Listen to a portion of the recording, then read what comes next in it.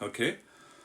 What else the flight engineer, the first of all, had to do was he had to dial vertical speed, put the nose up, you know, make the airplane climb at a decent rate of 500 to 1,500 feet a minute, and then revert it to airspeed.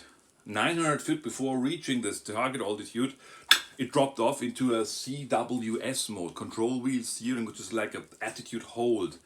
And then he had to select altitude hold and speed mode. So you can see this was the pitch mode dial here, and then there were some push buttons here for the flight director, for the auto throttle. So this was pitch mode and this was auto throttle.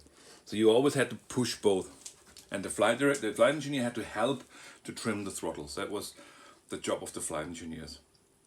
And apart from that, everything was controlled by the flight engineer, or was at least monitored, while the pilots were concentrating on their instruments and on outside. The flight engineer was looking here, and sometimes there were master cautions coming up, and the flight engineer was taking care of it.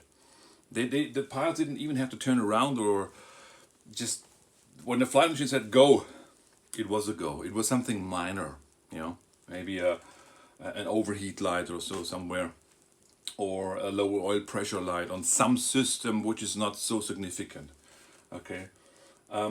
Also, the flight engineer's job was to help the pilots to navigate the airplanes, because here what you can see here, these are very early IRS systems, the carousels, and also here we have a little bit more advanced version of the carousels.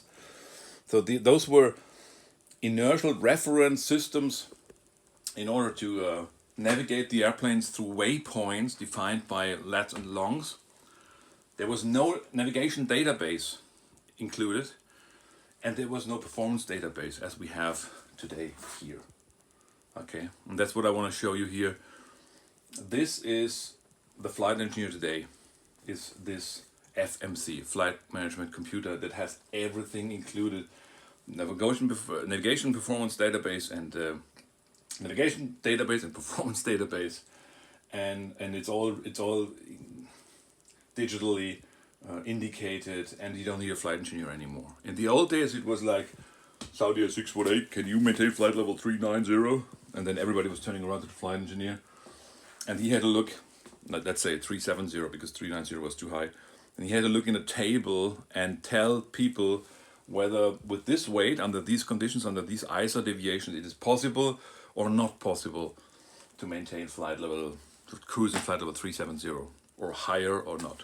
Okay, today, if you got this answer, you just press one button on the cruise page, and you see your optimum level, you see your present level, you see your most fuel efficient level, and this is what you choose, and that's it.